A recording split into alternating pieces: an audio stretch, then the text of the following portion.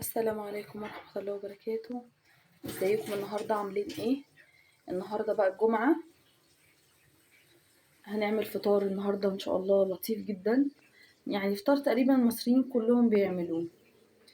ان شاء الله هخلص واكمل معاكم. بصوا بقى، النهاردة جمعة، انا فكرتي حاجة عن الجمعة.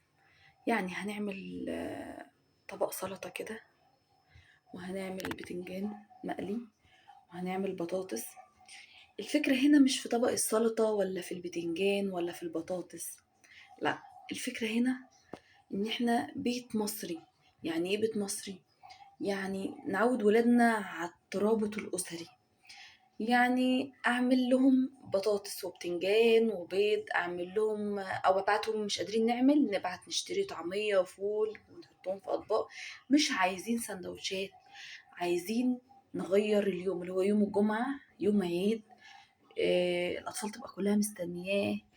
تقدروا تقولوا كده اسمه فطار الجمعة. فطار الجمعة ده مش حاجة مش جديدة، الناس كلها عارفة يعني ايه فطار الجمعة، بس احنا عايزين نكبره أكتر وأكتر. يعني أنا عن نفسي أعرف ناس كتير قوي ما بتعملش فطار الجمعة.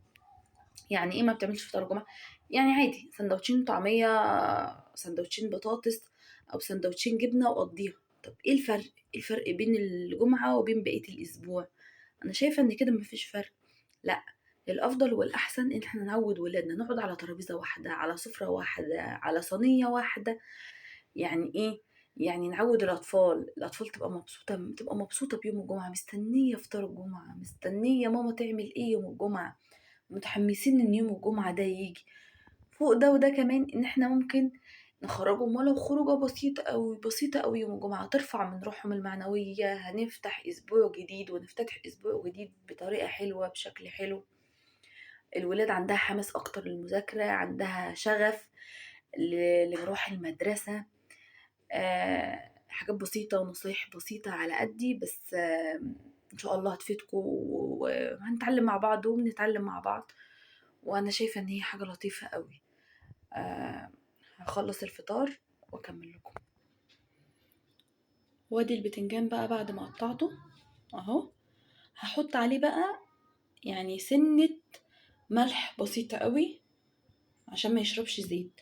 وادي البطاطس، ودي بقى فلفل احمر وفلفل اخضر وثوم. ده بقى بعمله للبتنجان. بعمل دقة للبتنجان بعد ما اقليها احطها على وشها.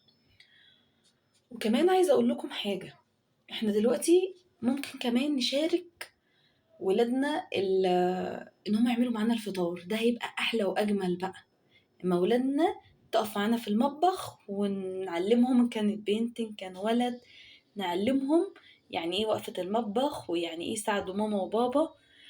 يعني وطبعا اللي عندها جوزها طبعا تشاركوا ده كمان. ترابط أسري جميل جدا، حاجة لطيفة جدا جدا جدا. يعني ما شاء الله بجد هيبقى حاجة حلوة قوي، وهتحسسكوا بالفرحة، هتحسس ولادكوا بالفرحة، هتحسس ولادكوا بيكم أكتر. لو ابنك دايما بيتضايق بيتعصب، أو بنتك بتتضايق وبتتعصب، لا، هيحسوا أكتر إن هم قربوا منكوا. حلو، جربوها وإن شاء الله مش هتندموا. ادي البتنجان اهو، حطيت عليه شوية مية، واحط عليه شوية ملح كده علشان ما يشربش الزيت.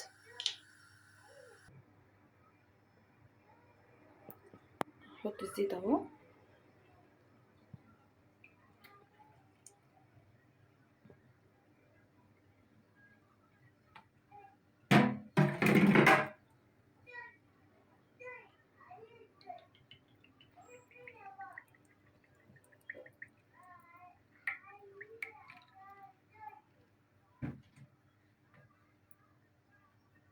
الزيت هيسخن كويس، وبعد كده احط البطاطس. احط البطاطس في الزيت اهو. طبعا الزيت سخن كويس. طبعا كلنا عارفين البطاطس بتتحمر ازاي وكل حاجة، بس احنا فكرتنا دلوقتي فطار الجمعة، فكرتنا كلها قايمة على، زي ما قلت لكم كلنا عارفين طبعا البطاطس بتتحمر ازاي وكل حاجة. بس احنا زي ما قلت لكم فكرتنا النهارده قايمه على الترابط الاسري.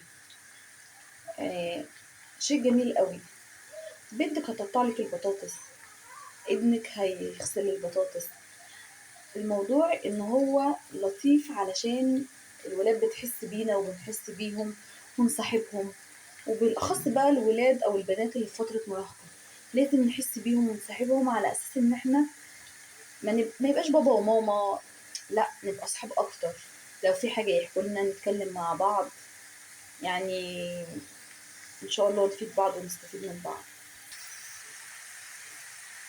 هي البطاطس احمرت معانا.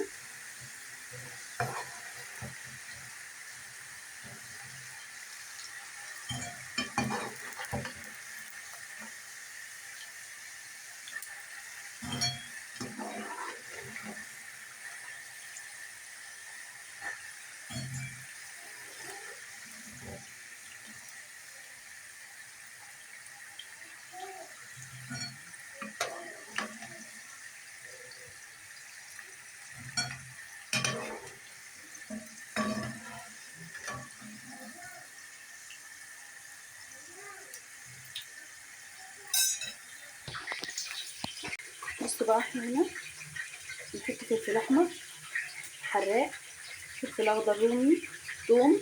لو تحبي طبعا ما تحطيش الفلفل الحامي، ده اختياري طبعا. اهو شويه ملح كده،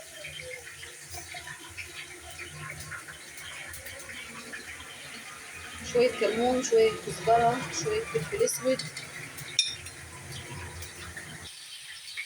طبعا دي الخلطه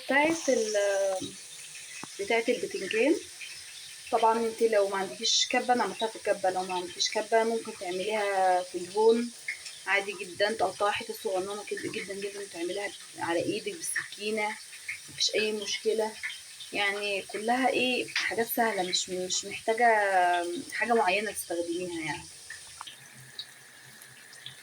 ادي البتنجان اهو هو بيتقلي، بسم الله ما شاء الله، تحفه. هحط عصره ليمون كده على الدقه بتاعه البتنجان، بسم الله ما شاء الله اللهم بارك. اهي البتنجان اهو.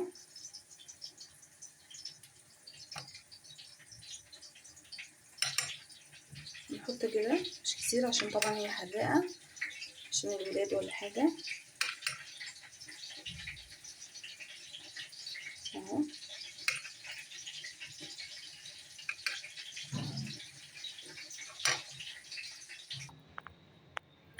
ادي فطرنا اهو النهارده، زي ما قلنا فطار الجمعه، بطاطس صوابع محمره، طبق سلطه لذيذ، الفلفل الحامي والفلفل الرومي، وطبق بتنجان بالدقه. وطبعا طبق بتنجان من غير الدقه عشان الولاد ما يعملوش معانا مشكله. جبنه بيضه، ودي بقى حته جبنه قديمه من اللي قلبك يحبها، حته جبنه قديمه من اللي قلبك يحبها. طبعا الحاجه ربنا يديها الصحه هي اللي بعتها لنا يعني، تسلم ايديها. وليمونتين بقى مخللين زي القمر، بالهنا والشفا يا رب اللي ياكل حاجه. وزي ما قلت لكم بقى النهارده فكرتنا مش فكره فطار، فكرتنا فكره ترابط اسري. كلنا بنعمل فطار زي الفل، كلكم تسلم ايديكم، وكفايه تعبكم مع الولاد، وربنا يديكم كلكم الصحه. بس الفكره فكره ترابط اسري، لو نربي نعمل فكره ترابط الاسري من الولاد صغيرين احسن من ان احنا نكبر ونرجع نحتار ونفكر الولاد ليه مش قريبين مننا. اتمنى حياة سعيدة للكل. شكرا، وما تنسوش تتابعوني عشان يوصلكم كل جديد.